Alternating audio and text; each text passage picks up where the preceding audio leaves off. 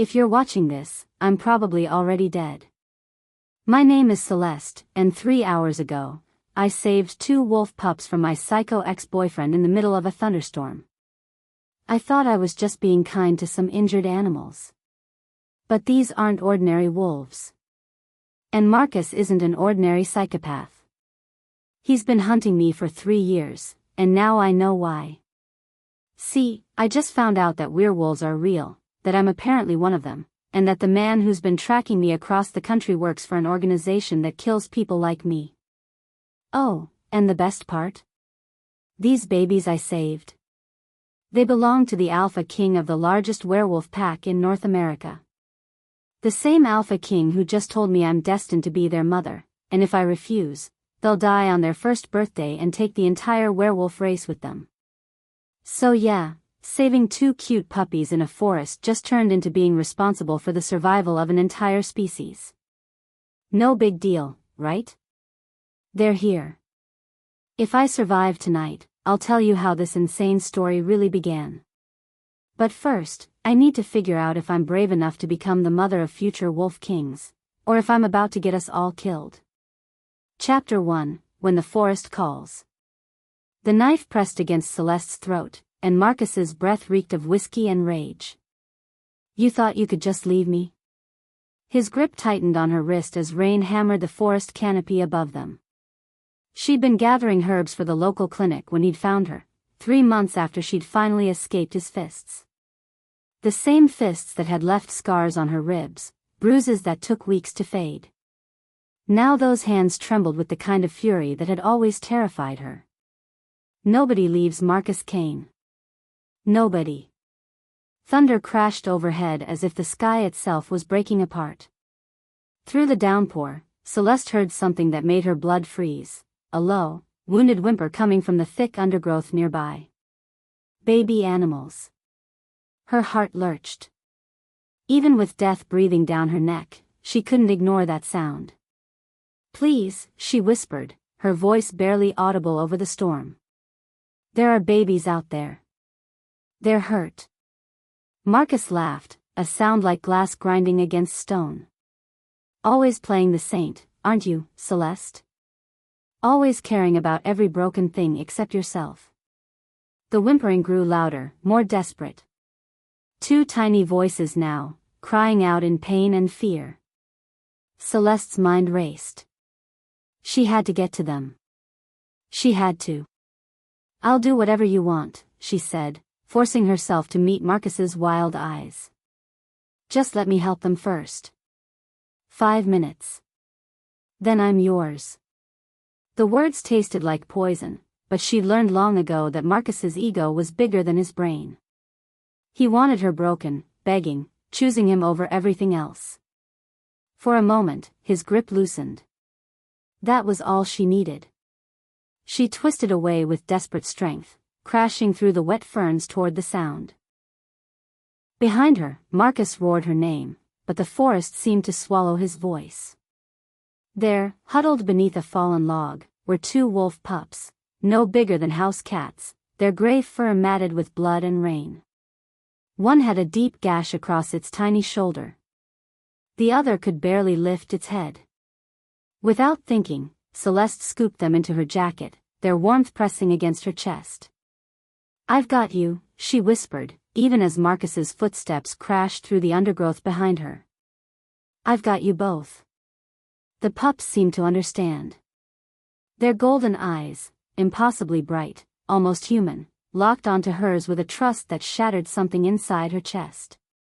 She'd spent 3 years believing she was worthless, that nobody would ever fight for her. But these babies needed her. They were depending on her. As Marcus's shadow fell across the clearing, Celeste made a choice that would change everything.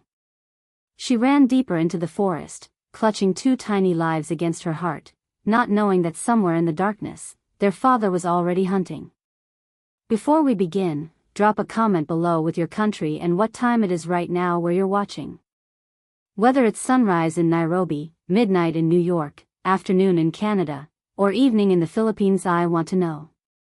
Don't just sit back, tell me where in the world you are. Now, let's dive into the story. 3 months earlier, Celeste had left everything behind with nothing but the clothes on her back and $47 in her pocket.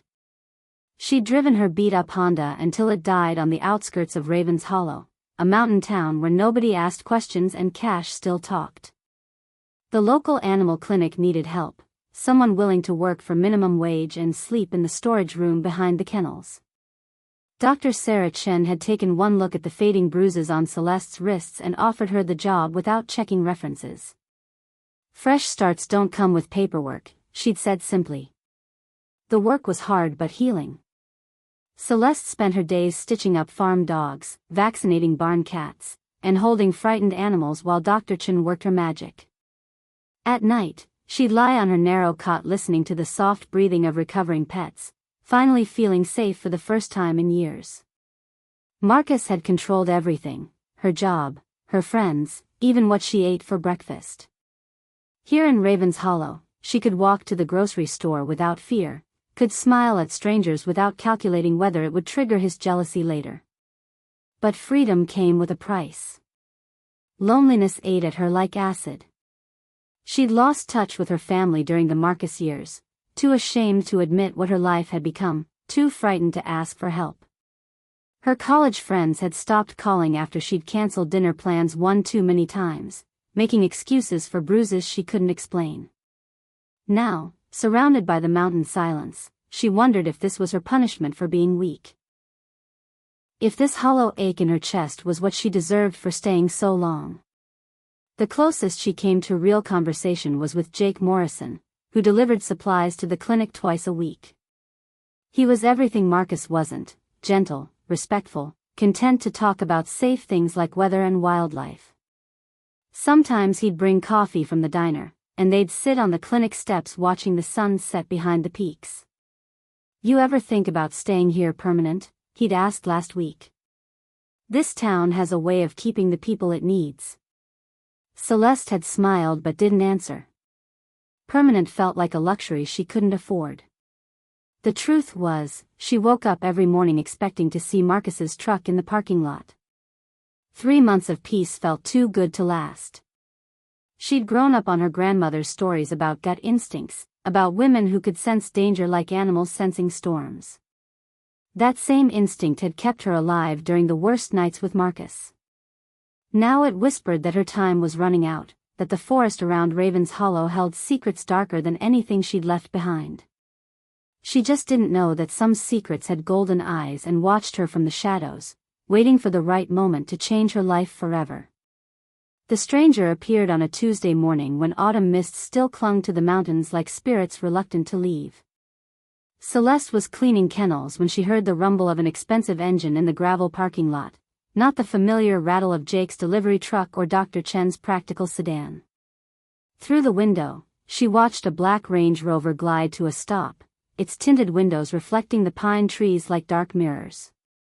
The man who stepped out moved with the kind of controlled power that made her instincts scream warnings she couldn't name. He was tall, broad-shouldered, wearing a leather jacket that probably cost more than she'd made in the past month. His dark hair was perfectly styled despite the mountain wind, and when he turned toward the clinic, she caught her breath. His face belonged in magazines or movies: sharp cheekbones, strong jaw, the kind of masculine beauty that stopped traffic. But it was his eyes that made her step back from the window. Even from a distance, they seemed to glow with an inner fire that had nothing to do with the morning sun. "I need help," he said when the bell chimed his arrival. His voice was deep, rough around the edges like whiskey and smoke. "There's been an accident on the mountain road. A deer family was hit by a truck." He held her gaze as he spoke, and Celeste felt something electric pass between them. Her heart hammered against her ribs, but not with the familiar terror Marcus had always triggered. This was different, dangerous in a way that made her want to step closer instead of running away. Dr. Chen was in surgery with a local farmer's pregnant cow, so Celeste found herself loading medical supplies into the stranger's vehicle. His name was Kieran Blackthorne, he told her, and he'd been driving through when he'd found the accident scene. "The mother didn't make it," he said, his jaw tightening with what looked like genuine pain. "But there might be babies still alive." I couldn't just leave them there. Something in his voice made her believe him completely, even though every survival instinct she developed screamed that this man was hiding something significant. The ride up the mountain road passed in charged silence. Kieran drove with absolute confidence, taking curves that would have terrified most people like he'd navigated them 1,000 times before. When she asked if he was from around here, he smiled, a flash of white teeth that looked almost too sharp. I've been coming to these mountains my whole life, he said. They're in my blood. As they climbed higher, Celeste noticed how his hands gripped the steering wheel with barely contained strength, knuckles white with tension. She also noticed that despite the October chill, he hadn't bothered to zip his jacket. Like the cold couldn't touch him at all. Chapter 2, Secrets in Golden Eyes. The accident scene was worse than Celeste had imagined. The mother deer lay crumpled beside the twisted guardrail, her elegant neck bent at an impossible angle. Truck tire marks scarred the asphalt, leading to scattered glass that sparkled like tears in the afternoon light.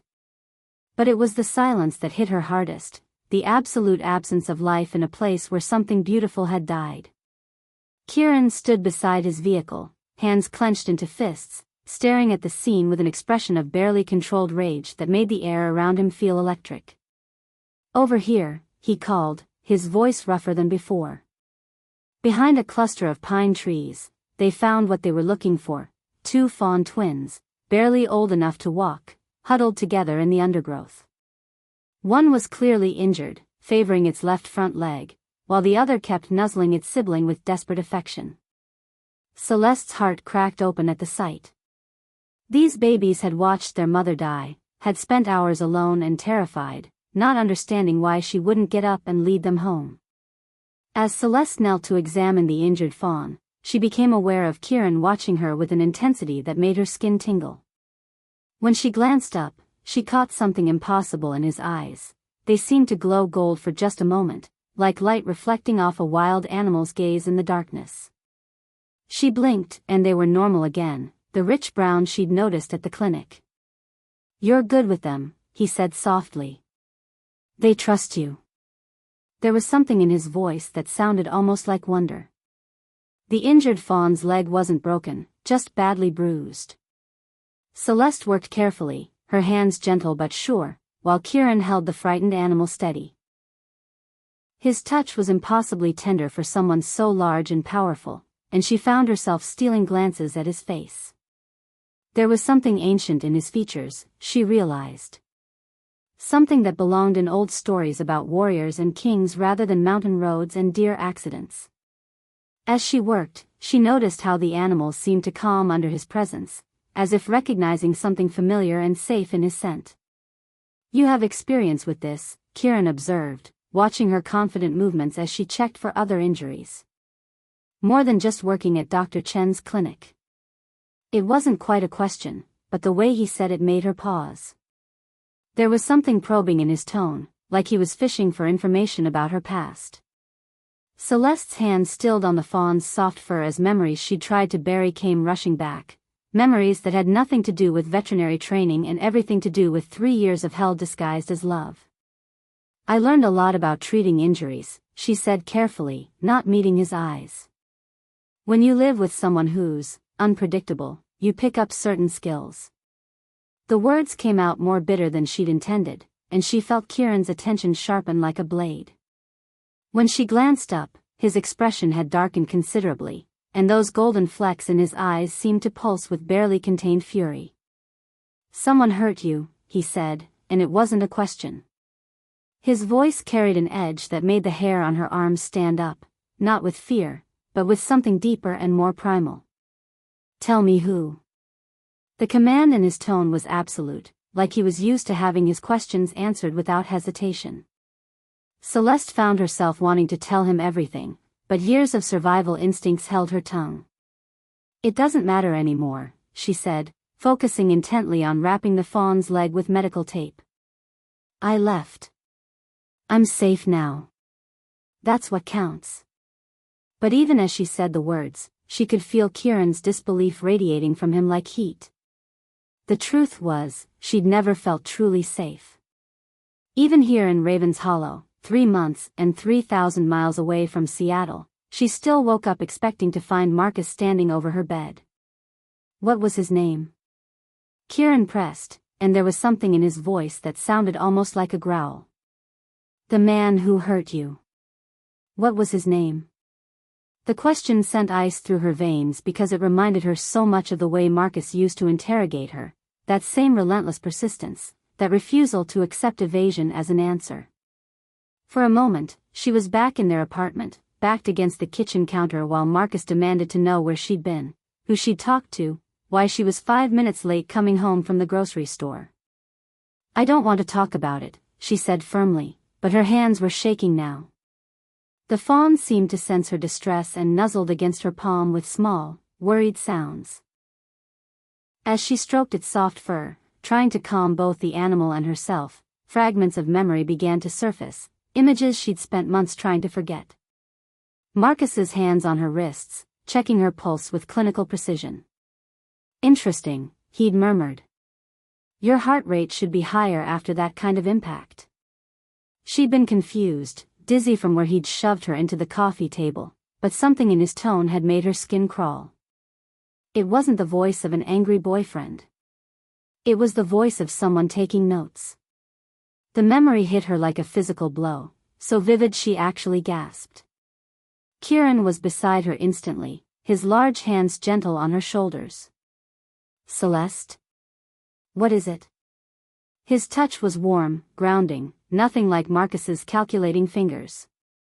But the concern in his voice only made the memories come faster, clearer, more terrible than she'd ever allowed herself to acknowledge. The first time Marcus had cut her, he'd claimed it was an accident.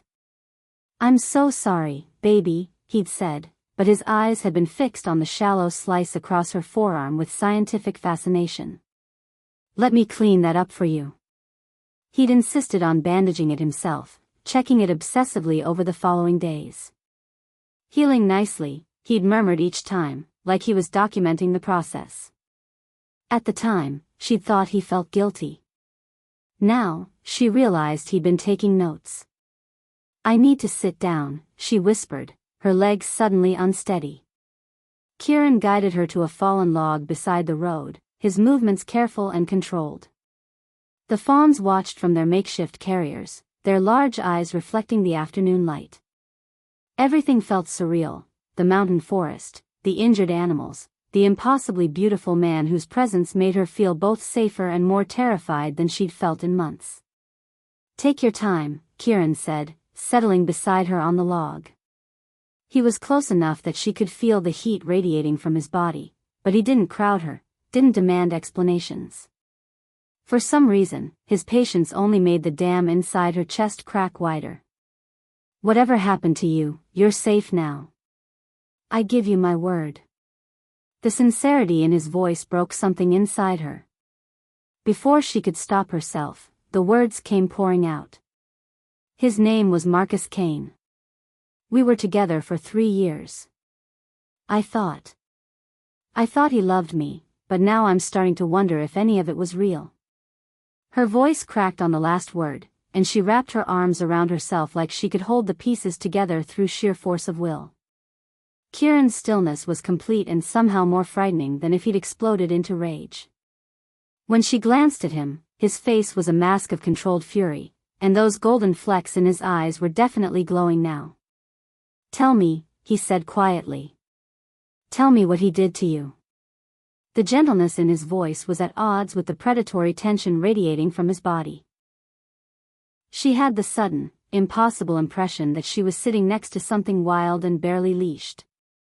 The floodgates had opened, and there was no stopping the memories now. They came in waves, each one more terrible than the last as her mind finally allowed her to see the pattern she'd been too traumatized to recognize at the time. He was obsessed with my injuries, she heard herself saying. Every cut, every bruise, every time I got hurt, he'd examine it like he was studying it. He'd take pictures sometimes, said it was to document the abuse in case we ever went to court, but now. Marcus's laptop, always password protected, always angled away from her when he worked on it. The nights when he'd stay up late typing, the sound of his keyboard clicking like skeletal fingers. The phone calls he'd take in the other room, conversations that stopped abruptly when she walked in. Work stuff, he'd always said, but Marcus had been unemployed for most of their relationship. He wasn't abusing me because he was angry, Celeste continued, the words tasting like poison in her mouth. He was testing me. Every single injury was deliberate, calculated. He was studying how I healed, how I reacted to pain, how much damage I could take before. She couldn't finish the sentence because the full implications were too horrible to voice. Marcus hadn't been her boyfriend. He'd been her captor, her torturer, her very own personal scientist conducting experiments on a subject who'd been too isolated and gaslit to understand what was happening. Kieran's growl was audible now, a sound that seemed to rumble from somewhere deep in his chest. When she looked at him, his face had changed subtly, sharper cheekbones, more pronounced canines, eyes that blazed like molten gold. "What kind of tests?" he asked, and his voice had taken on that rough quality again. What exactly was he looking for? The question she'd been afraid to ask herself for 3 months finally found voice. "I think he was looking for something that wasn't human," she whispered. "The way he'd check my temperature when I had a fever, like he was disappointed it wasn't higher. The way he'd time how long cuts took to close, like he was expecting them to heal faster. The questions he'd ask about my family, my ancestry, whether anyone in my bloodline had ever been different. "Tell me about your grandmother again," Marcus had said one night, his fingers tracing the fresh bruises on her ribs. "The one who died when you were little. What did your mother say about her?" Celeste had been barely conscious, still reeling from the beating he'd given her for coming home 10 minutes late. "She said Grandma Rosa was wild," she'd mumbled. "Said she could talk to animals, predict storms. Mom always said it like it was a joke, but..." "But what?"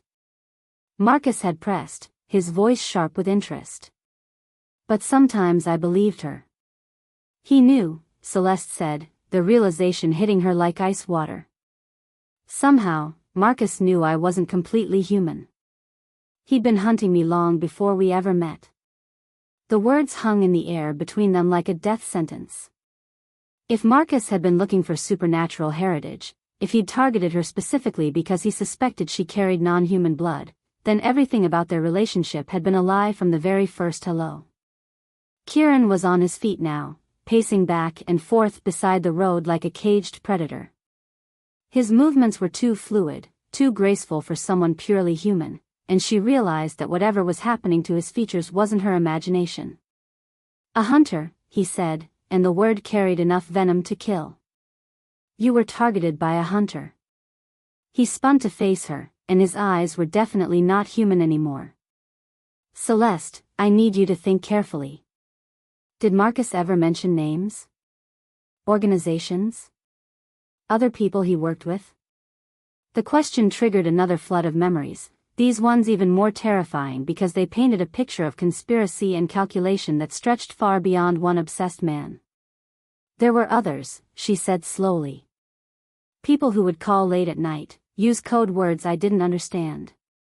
Once I answered the phone when he wasn't home, and the man on the other end asked if the subject was showing signs of manifestation. When I said wrong number, he hung up immediately. The basement apartment they'd lived in had been equipped with security cameras that Marcus claimed were for protection, but now she remembered how they'd been angled inward, focused on the living spaces rather than the entrances. The strange equipment in his closet that he'd said was photography gear, but which had looked more like scientific instruments. The books on his nightstand with titles like Genetic Markers in Supernatural Bloodlines and Triggering Dormant Metamorphosis that he'd claimed were for a novel he was writing. They were documenting everything, Celeste realized with growing horror. Not just Marcus, a whole team. I wasn't his girlfriend, I was his assignment. For 3 years, I was living with someone whose job was to torture me until I turned into whatever they thought I was supposed to become. The betrayal was so complete, so devastating, that for a moment she couldn't breathe. Every kiss, every "I love you," every moment of tenderness had been performance art designed to keep her compliant while they destroyed her piece by piece. Kieran knelt in front of her, taking her hands in his. His touch was warm, almost feverish, and she could feel calluses on his palms that spoke of physical labor despite his expensive clothes. "Listen to me," he said, his voice urgent. "Whatever Marcus and his people suspected about you, whatever they were looking for, you're safe now. Do you understand? You're under my protection, and no hunter will ever touch you again." The promise should have comforted her, but something in the way he said it made her pulse quicken with an entirely different kind of fear. "What do you mean, hunter?" she asked. "Hunter of what?" But even as the words left her mouth, she was remembering the way animals seemed to trust him instinctively, the way his eyes glowed in certain light, the predatory grace that seemed too natural to be learned. "What do you do?" she asked, echoing her earlier question but with new urgency. "For work, I mean. What kind of family business?" This time, she wasn't going to accept evasions and half-truths. This time, she needed the whole truth, no matter how impossible it might sound. Kieran was quiet for a long moment, studying her face like he was trying to read her soul. When he finally spoke, his words changed everything. "I run a family business," he said carefully. "Security consulting. We help people who are in trouble." He paused, seeming to weigh his next words. "Specifically, we protect people like you from people like Marcus. People who hunt those of us who aren't entirely human." The world tilted sideways. "Us?" she whispered. "Werewolves," Kieran said simply.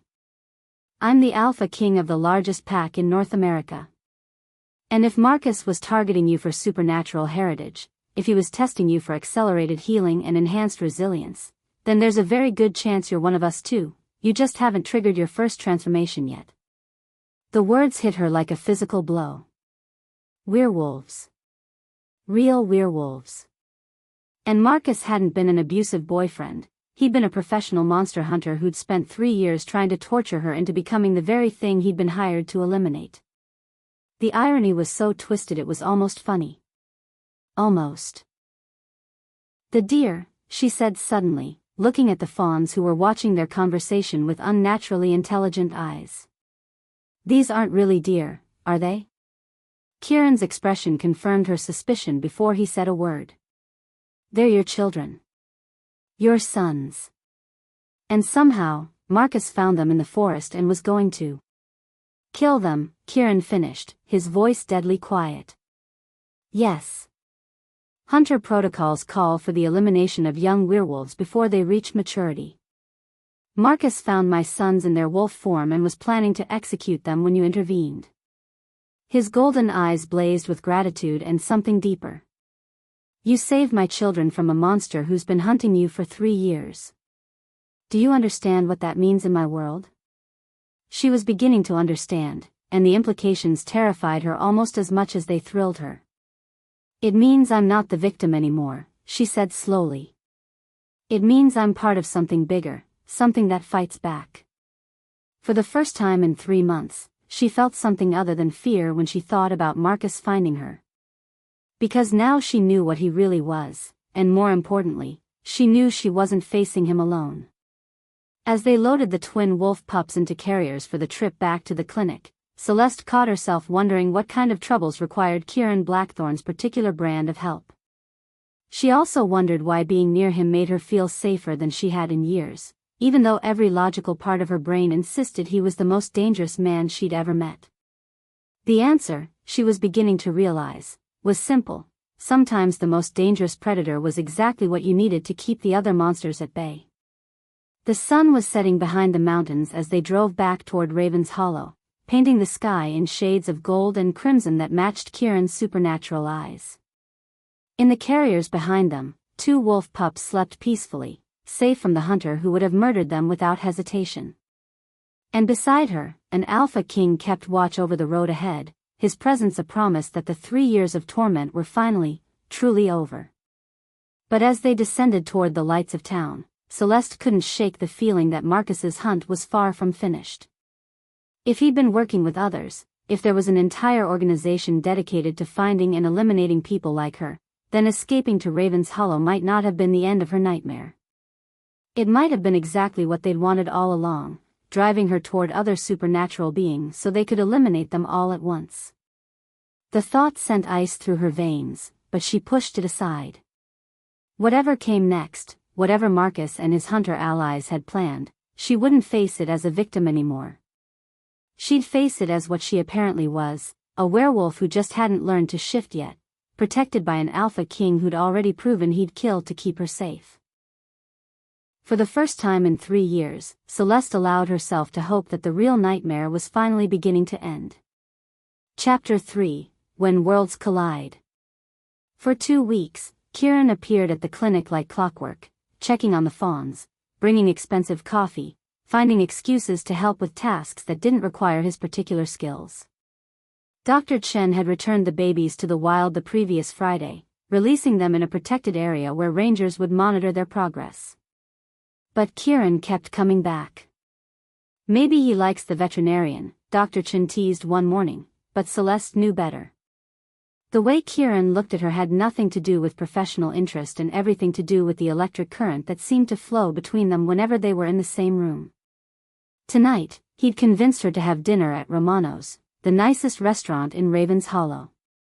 Celeste had protested that she didn't have anything appropriate to wear, but Kieran had simply smiled that dangerous smile and told her she was perfect exactly as she was.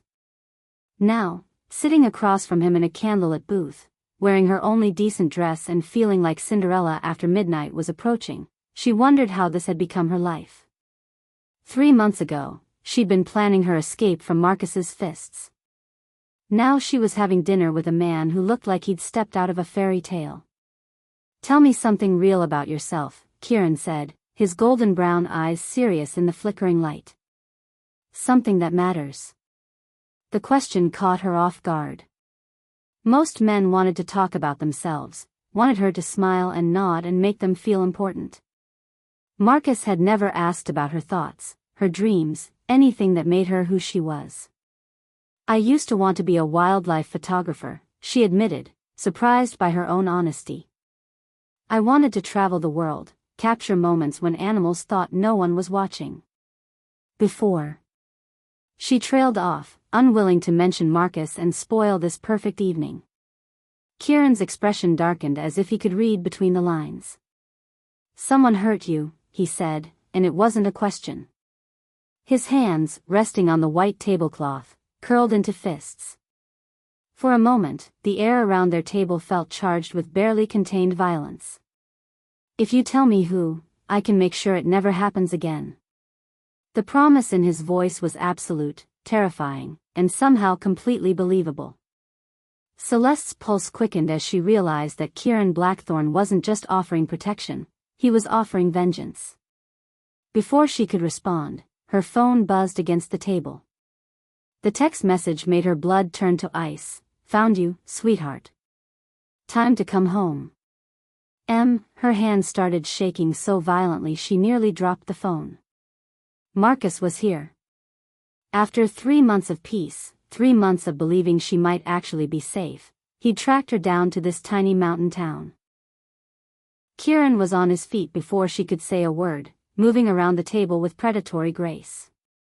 "What is it?" he demanded, but his voice had changed, deeper, rougher, like something wild was clawing its way to the surface. When she showed him the message, his eyes flashed gold in the candlelight, and this time she was certain it wasn't her imagination. Marcus was waiting in the clinic parking lot when they arrived, leaning against his dented pickup truck like a spider in the center of its web. 3 months hadn't been kind to him, his face was thinner, his eyes wilder, and the smell of alcohol clung to him like a second skin. But his smile was the same predatory grin that had haunted Celeste's nightmares since she'd fled Seattle. "There's my girl," he called out as Kieran's Range Rover pulled up. "Miss me, sweetheart?" The casual cruelty in his voice made her stomach clench with remembered fear. Kieran was out of the vehicle before the engine stopped running, moving with a fluid grace that seemed impossible for someone so large. He positioned himself between Celeste and Marcus without appearing to think about it, his body language screaming territorial male in a way that made the hair on her arms stand up. "You're trespassing," he said, his voice carrying an authority that seemed to come from somewhere deeper than his chest. Marcus laughed, but Celeste noticed he took a step backward despite himself. "Trespassing? This is America, pretty boy. Public property." Marcus's gaze slid to Celeste, and his expression turned ugly. "Besides, I'm just here to collect what's mine. Celeste and I have unfinished business." The possessive way he said her name made her skin crawl. She'd spent 3 years learning to read Marcus's moods, to calculate the exact moment when his anger would tip over into violence. Right now, he was balanced on that knife's edge, drunk enough to be stupid and angry enough to be dangerous. "She's not yours," Kieran said, and something in his tone made both Celeste and Marcus freeze. The words carried weight, like an official decree rather than an opinion. "She's under my protection now." As he spoke, Kieran's eyes began to glow, not the subtle golden gleam Celeste had noticed before, but an actual supernatural light that cut through the darkness like twin flames. Marcus stumbled backward, his face going white. For the first time in the 3 years she'd known him, Celeste saw her ex-boyfriend afraid. But as Kieran's supernatural nature became undeniable, something shifted in Marcus's expression. The fear remained, but it was joined by something else, recognition. His eyes widened as he stared at Kieran's glowing gaze, and his mouth fell open in shock. "Those eyes," he breathed, his voice barely audible over the mountain wind. "Holy shit. Those are Elena Ravencroft's eyes." The words hit the night air like a physical blow, and Celeste felt the world tilt sideways. Elena? Who was Elena, and why did Marcus speak her name like a curse? Kieran went absolutely still, his supernatural glow dimming but not disappearing entirely. The temperature seemed to drop 10 degrees as his expression turned to stone. "You know nothing about Elena," he said, his voice deadly quiet. But Marcus was already backing toward his truck, his face pale with the kind of terror that came from stumbling onto a truth too dangerous to survive. "Elena Ravencroft, the lost Luna Queen," Marcus continued, his voice gaining strength as the pieces clicked together in his mind. "Dead 6 months ago in childbirth, leaving behind twin alpha heirs and a mate bond that should have died with her." His gaze swung to Celeste, and his expression turned calculating. "But mate bonds don't just transfer to random humans, do they? Not unless there's a blood connection. Not unless." "Shut your mouth," Kieran snarled, taking a predatory step forward. His human facade was cracking, revealing glimpses of something wild and barely contained beneath the surface. "You don't know what you're talking about." But the protest sounded hollow, desperate, like someone trying to hold back an avalanche with their bare hands. Marcus laughed, a sound like breaking glass in the mountain silence. "Oh, but I do know. 3 years of research, 3 years of documenting every detail of her physiology, every quirk of her genetics. Do you know what I found in her blood work?" He pulled a crumpled manila folder from his jacket, waving it like a weapon. "Markers that shouldn't exist in normal humans. Genetic sequences that match exactly one known bloodline in the supernatural database." Celeste felt like she was drowning in ice water. Blood work? Genetic testing? How much of her life had Marcus documented without her knowledge? And what was this about bloodlines and databases? "What are you talking about?" she managed to whisper, though part of her was terrified to hear the answer. "The Ravencroft line," Marcus said, his eyes glittering with manic triumph. "One of the oldest werewolf bloodlines in North America, thought to be extinct after hunters wiped out the main family 25 years ago. But they missed 2 daughters, didn't they? Elena, who was old enough to remember and went into hiding with the pack. And a baby sister who was given away for adoption, raised human, never knowing what she really was." The words hit Celeste like physical blows. Adoption. She'd always known she was adopted, her parents had never hidden that fact. But they'd told her it was a closed adoption, that her birth parents were teenagers who couldn't care for a child. They'd never mentioned anything about werewolves or bloodlines or sisters named Elena. "You're lying," she said, but her voice sounded weak even to her own ears. "Am I?" Marcus pulled out his phone, scrolling through what looked like a database of some kind. Celeste Marie Ravencroft, born October 13, 1995, to Luna Diana Ravencroft and Alpha Thomas Ravencroft. Given up for adoption 3 days after birth when the family went into hiding following the massacre at Silverwood Grove. Placed with David and Margaret Chen, he stopped abruptly, his face going pale as he realized what he'd just revealed. "Chen," Celeste breathed. "Dr. Sarah Chen." The connections were falling into place with terrifying clarity. Dr. Chen, who'd hired her without references, who'd asked no questions about her past, who'd offered her safety and sanctuary without explanation. Dr. Chen, who shared her adoptive mother's maiden name. Who'd been watching over her, protecting her, waiting for the day when the truth would finally come out. Kieran's growl rumbled through the parking lot like distant thunder. "The Chens were Elena's guardians before she came to my pack," he said, his voice thick with emotion Celeste couldn't identify. "Sarah was Elena's surrogate mother, the woman who raised her after the massacre. If she's been protecting you all this time, if she's been keeping you safe until..." He stopped, shaking his head as if he couldn't quite believe what he was saying. "Until what?" Celeste demanded, though she was beginning to suspect she already knew the answer. The way animals trusted her instinctively, the way she'd felt drawn to the forest around Raven's Hollow, the way her body had responded to Kieran's supernatural presence, it all made a terrible kind of sense if she wasn't entirely human. Marcus answered before Kieran could speak. "Until you triggered your first shift," he said, his voice full of sick satisfaction. "That's what all the testing was for, all the careful documentation of your injuries and healing patterns. The organization wanted to know if dormant werewolf genes could be activated through trauma. You were their test subject, their proof of concept." The betrayal was so complete, so devastating, that for a moment Celeste couldn't breathe. Every moment of pain, every calculated cruelty, every night she'd lain awake wondering why the man who claimed to love her kept hurting her, it had all been part of an experiment. She hadn't been Marcus's girlfriend. She'd been his lab rat. "What organization?"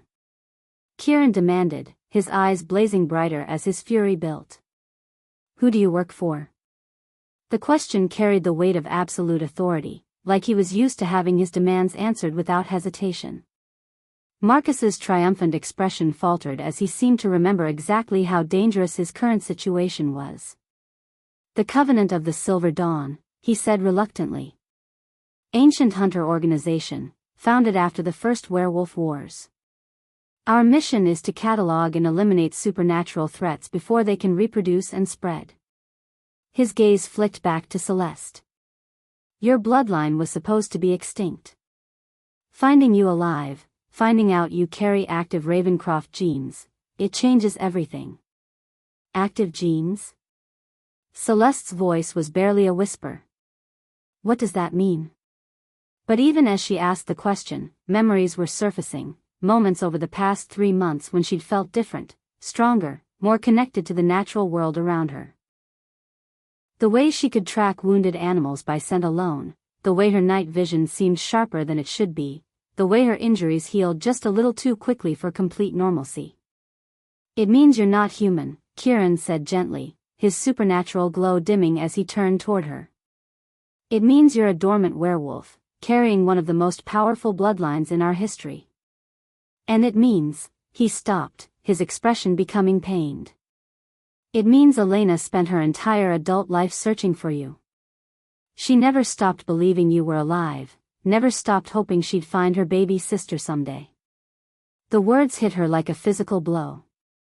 A sister. She'd had a sister who'd looked for her, who'd never given up hope, who died 6 months ago without ever knowing Celeste was alive and safe in a small mountain town. The grief was immediate and overwhelming, mourning for someone she'd never known she'd lost. "Elena was my mate," Kieran continued, his voice rough with old pain. The Luna, queen of my pack, the mother of my sons. When she died giving birth to the twins, I thought my world had ended. The mate bond is supposed to be permanent, eternal. Wolves who lose their mates usually die of grief within months. His golden eyes met hers, and she saw wonder there alongside the pain. But then you saved my children in the forest, and something inside me that had been broken started to heal. I couldn't understand it at first, how I could feel drawn to someone else when Elena was my destined mate. But now you know, Marcus interrupted with savage glee. The mate bond didn't die with Elena because Elena's bloodline didn't die with Elena. The wolf in you recognized Ravencroft genetics, recognized the sister you'd never met. You're not betraying Elena's memory by being attracted to Celeste, you're honoring it. You're claiming the last of her family, keeping the bloodline alive. The implications crashed over Celeste like a tidal wave. The instant connection she'd felt with Kieran, the way her body responded to his presence, the sense of coming home she experienced whenever he was near, it wasn't random attraction. It was supernatural recognition, her dormant wolf responding to the mate of her dead sister, understanding on some primal level that she belonged with this man and his children. The twins, she whispered, understanding flooding through her. When I saved them in the forest, when they trusted me so completely, they recognized me too, didn't they? They knew I was family. The memory of those tiny golden eyes, so intelligent and knowing, took on new meaning. They hadn't just been grateful to their rescuer. They'd been welcoming their aunt home. Kieran nodded, his expression soft with amazement. Wolf pups can sense bloodline connections in ways adult wolves sometimes forget. They knew you belonged with us before any of us understood why. His voice dropped to a whisper. Elena would have been so happy to know you were alive, to know you were safe. She used to have dreams about a sister with dark hair and kind eyes who would help raise her children. The confrontation might have ended there, might have dissolved into explanations and revelations and the careful building of new relationships. But Marcus had never been smart enough to recognize when he was outmatched, and the alcohol in his system was making him bold in the most dangerous possible way. How touching, he sneered, reaching into his jacket. A regular supernatural family reunion. Too bad the Covenant doesn't believe in happy endings. The gun appeared in his hand like a magic trick, but this time Celeste noticed the bullets gleaming silver in the parking lot lights. Silver bullets. He'd come prepared for werewolves. 3 years of testing, and you never triggered a transformation, Marcus continued, his voice taking on the lecturing tone that had always made her skin crawl. The Covenant was starting to think you were just a genetic dead end, a human carrying dormant genes that would never activate. But then you disappeared, and we lost track of you for 3 months. Imagine our surprise when our surveillance satellites picked up massive supernatural energy signatures centered on this little mountain town. Celeste's blood turned to ice. Surveillance satellites? How long had they been watching her? How much did they know about Kieran and his pack? You've been spying on us, she said, pieces of a larger puzzle clicking into place. This whole time, you've been monitoring everything. The Covenant monitors all supernatural activity, Marcus confirmed, his gun steady despite the alcohol on his breath. When our sensors detected alpha-level werewolf energy in the same location where our missing test subject had been traced, we knew something significant was happening. The fact that you've apparently found your way to Elena Ravencroft's widowed mate? That's not coincidence, sweetheart. That's destiny.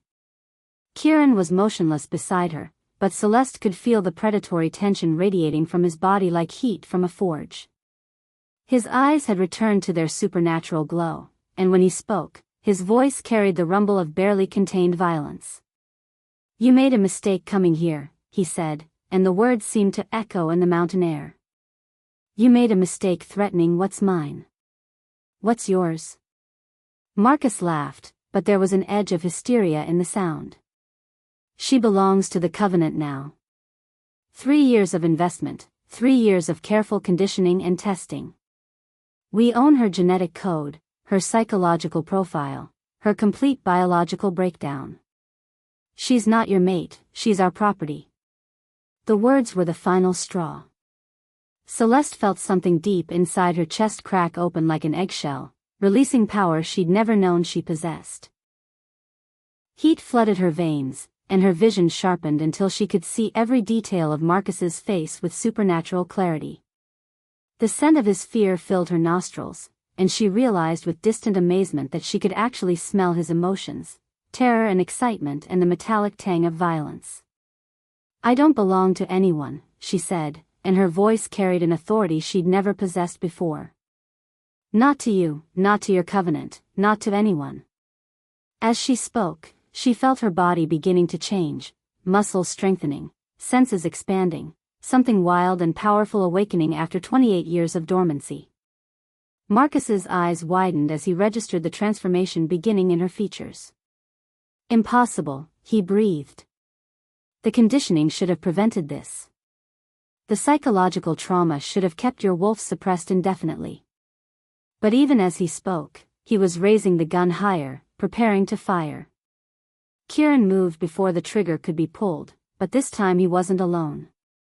Celeste found herself moving too, faster than she'd ever moved in her life, her body responding to instincts she'd never known she possessed. The gun went off, but the silver bullet passed harmlessly between them as they attacked from two different angles. Marcus's scream cut through the mountain night as two sets of claws found their target. For the first time in 3 years, Celeste wasn't the victim. She was the predator, and her prey had finally learned what it meant to be afraid. But even as Marcus fell, even as justice finally found him in a clinic parking lot under the cold mountain stars, Celeste could hear the distant sound of helicopters approaching from the south. The Covenant hadn't sent just one hunter to reclaim their lost property. They'd sent an army, and the real battle was just beginning. As she stood over Marcus's broken body, her hands still transformed into claws, her eyes glowing with the same golden fire as Kieran's, Celeste understood that her old life was truly over. She wasn't a victim anymore, wasn't a test subject or a piece of property to be claimed and used. She was a Ravencroft, the last of an ancient bloodline, the sister of a dead queen and the destined mate of an alpha king. The helicopters were getting closer, their rotors chopping through the mountain air like mechanical thunder. Soon, this parking lot would be swarming with hunters armed with silver bullets and wolfsbane gas, prepared to eliminate every supernatural being they could find. But for the first time in her life, Celeste wasn't afraid. She had a pack now, a family, a mate who would die before letting anyone hurt her again. And somewhere deep in the forest around Raven's Hollow, 2 wolf pups were waiting for their aunt to come home and help their father teach them how to be the future of their kind. The hunt was just beginning, but this time, the wolves would be doing the hunting. Chapter 4, When Monsters Reveal Themselves. The gunshot shattered the mountain silence like breaking glass. But the bullet never found its target. Kieran moved faster than physics should have allowed, faster than Celeste's eyes could track. One moment he was standing 10 feet away from Marcus, hands at his sides. The next, he had her ex-boyfriend pinned against the pickup truck, the gun spinning uselessly across the gravel parking lot. Marcus's feet dangled 6 inches off the ground, and the hand wrapped around his throat belonged to something that was no longer entirely human. Kieran's fingers had stretched into claws, actual claws, black and curved and sharp enough to slice through steel. His face had changed too, becoming more angular, more predatory, with cheekbones that could cut glass and teeth that belonged in a wolf's mouth rather than a man's. But it was his eyes that made Celeste's knees buckle. They blazed like twin suns, golden and wild and utterly inhuman. "You made a mistake coming here," he said, and his voice was a growl that seemed to vibrate through the ground beneath their feet. Marcus was making choking sounds, clawing weakly at Kieran's transformed hand. "Please," he gasped, "I didn't know. I didn't know she was claimed. I didn't know." Claimed? The word hit Celeste like a physical blow. What did that mean? What was Kieran, and what did he think she was to him? Her mind struggled to process what she was seeing, to find some rational explanation for the impossible. But there was no explaining away the supernatural strength, the glowing eyes, the claws that looked sharp enough to open throats. "You're right," Kieran said, his voice dropping to a whisper that somehow carried more menace than a shout. "You didn't know. So I'm going to give you one chance to leave. Drive away from here and never come back. Never even think her name again. Because if I see you within 100 miles of this town, if I catch even a whiff of your scent in these mountains, I will hunt you down and finish what we started tonight." As he spoke, Marcus's face was turning purple. Celeste realized with sick certainty that Kieran could crush her ex-boyfriend's windpipe without breaking a sweat. "Let him go," she heard herself say, though her voice sounded thin and far away. "Please, Kieran. Just let him go." Those golden eyes fixed on her face, and for a moment she saw something vulnerable flicker in their supernatural depths. Slowly, reluctantly, he loosened his grip. Marcus dropped to the ground like a broken doll, gasping and clutching his throat. Without a word, he stumbled to his truck, gunned the engine, and disappeared down the mountain road in a spray of gravel and exhaust. Only then did Kieran's features begin to shift back to human normal, though his eyes continued to glow like embers in the darkness. "We need to talk," he said simply. They sat in the clinic's main examination room, separated by a stainless steel table and a gulf of impossible truth. Kieran had made coffee. Somehow knowing exactly where Dr. Chen kept everything, and his hands were steady as he poured. But Celeste noticed they were still slightly elongated, still tipped with claws that scraped softly against the ceramic mugs. The transformation hadn't been complete, she realized. He was holding himself back, keeping the wolf leashed by sheer force of will. "My name is Kieran Blackthorne," he began, setting a steaming mug in front of her. "I'm the Alpha King of the Northern Mountain Pack, the largest werewolf territory in North America. I've been Alpha since I was 22, when my father was killed in a challenge fight. I rule over 300 wolves scattered across 7 states, and until 2 weeks ago, I thought I knew everything about my world." His voice was matter-of-fact, like he was discussing the weather instead of revealing the existence of an entire hidden society. Celeste's hands wrapped around the warm mug, seeking something solid to anchor her to reality. "Werewolves," she repeated, testing the word on her tongue. "Real werewolves. And you're their king." It should have sounded insane, but after what she'd witnessed in the parking lot, insanity felt relative. The coffee was bitter on her tongue, but it grounded her, gave her something normal to focus on while her world shifted around her like tectonic plates rearranging themselves. "The deer accident," she said slowly, pieces of a larger puzzle clicking into place. "That wasn't really about deer, was it?" She thought about how naturally Kieran had moved through the forest, how the animals had seemed to recognize him as one of their own. How he'd known exactly where to find the injured fawns, how his touch had calmed them instantly. Kieran's mouth curved in a sad smile. "Those were my sons," he admitted, and the words seemed to cost him something. "My twin boys, Ash and Ember.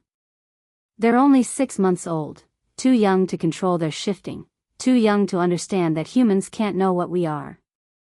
His golden eyes darkened with pain and something that looked like fear. They'd wandered away from their nursemaid, shifted into wolf form, and gotten lost in the forest. When Marcus found them, the transformation felt impossible, too dramatic to be real. But then again, 12 hours ago she'd thought werewolves were fictional, and now she was apparently one herself. If she could accept that change, perhaps she could accept this one too. The mountain road to the pack house wound through forests so deep and dark they seemed to exist outside of time itself. As Kieran's Range Rover climbed higher into the wilderness, carrying her toward a destiny she'd never imagined, Celeste wondered if she was making the right choice or the most catastrophic mistake of her life. She supposed she'd find out soon enough. After all, according to the prophecy, she had exactly 6 months to become the mother who would save or doom an entire species. No pressure at all. Chapter 5, The Alpha's Choice. The words hung in the air between them like a blade waiting to fall. belong to him? Celeste's coffee cup rattled against the steel table as her hands began to shake. I don't belong to anyone, she said, her voice stronger than she felt. I spent 3 years belonging to Marcus. I won't trade one cage for another, no matter how pretty the bars. She stood up abruptly, pacing to the window where moonlight painted the parking lot silver. Outside, the mountains loomed like sleeping giants, and she wondered how many other secrets they held. Kieran was silent for a long moment, and when she turned back, his expression was pained. It's not like that, he said quietly. The mate bond isn't ownership, it's partnership. Two souls recognizing they're stronger together than apart. When I saw you with my sons, when I watched you risk everything to save them, something inside me that had been broken since my wife died finally started to heal. His wife. The words hit her like ice water. Of course someone like Kieran would have a wife. Had a wife. She died in childbirth, Kieran continued, reading the question in her eyes. 6 months ago. The same night Ash and Ember came into the world. Elena was my chosen mate, the alpha female of our pack, and losing her nearly destroyed me.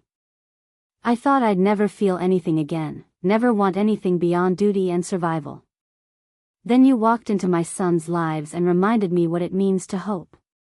He stood slowly, his movements careful and controlled. I'm not asking you to replace her. I'm asking you to be yourself, the woman brave enough to save wolf pups from a monster. Before Celeste could respond, the clinic door exploded inward. Marcus stood in the doorway, wild-eyed and bloody, a hunting rifle clutched in his shaking hands. I came back for what's mine, he snarled, and she could smell the gasoline and madness on him like cheap cologne. Behind him, orange light flickered against the darkness. He'd set something on fire. If I can't have you, no one can. Starting with your new boyfriend and this whole fucking town. The rifle swung toward Kieran, but this time the Alpha King didn't hold back. The transformation was instant and terrible, bones stretching, muscles expanding, human skin giving way to midnight black fur. In the space between one heartbeat and the next, Kieran Blackthorn disappeared and something magnificent and terrifying took his place. The wolf that stood where he'd been was massive, easily the size of a small horse, with eyes like molten gold and teeth like ivory daggers. Marcus's scream cut through the night as the Alpha launched himself across the room, moving with the lethal grace of an apex predator claiming his territory. The rifle fired once, the bullet going wide, before massive jaws closed around Marcus's throat and everything went very, very quiet. The fire department arrived 40 minutes later, but there wasn't much left to save. Marcus had doused his truck with gasoline before coming inside, and the flames had spread to a storage shed behind the clinic.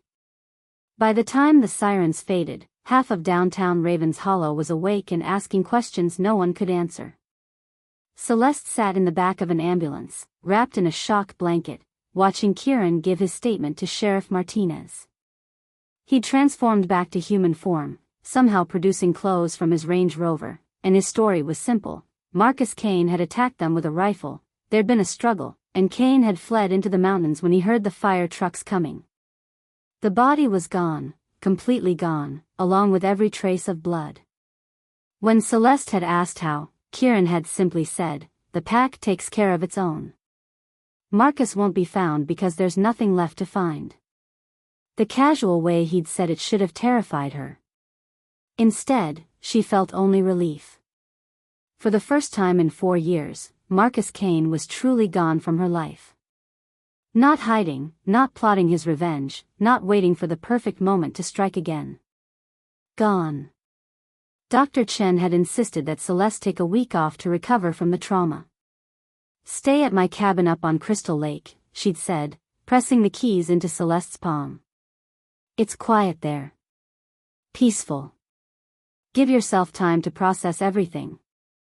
What she really meant was, give yourself time to decide whether you can live with what you've learned.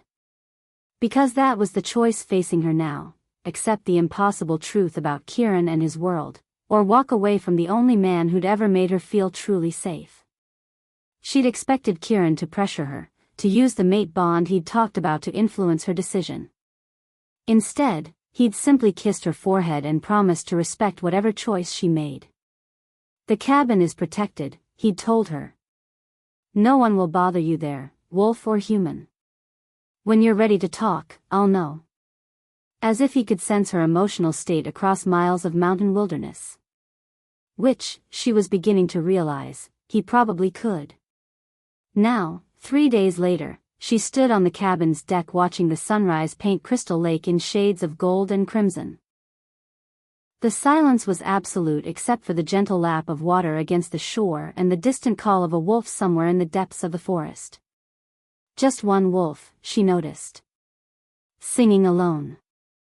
As she listened, other voices joined in, first one, then three, then a full-pack chorus that made her skin tingle with recognition. They were calling to her, she realized. Welcoming her home. And for the first time since Marcus had spoken those terrible words about belonging, Celeste understood the difference between being claimed and being chosen. The wolves weren't demanding her submission, they were offering her a place in their family. But even as peace settled over her like warm honey, a new sound cut through the morning air. A helicopter, flying low and fast, heading straight for the cabin. Through the aircraft's open door, she could see a figure in military fatigues holding what looked like a tranquilizer rifle. As the helicopter circled overhead, Celeste's blood turned to ice. Someone else had found her. Someone who knew exactly what she was becoming, and had come to make sure she never got the chance to choose her own fate.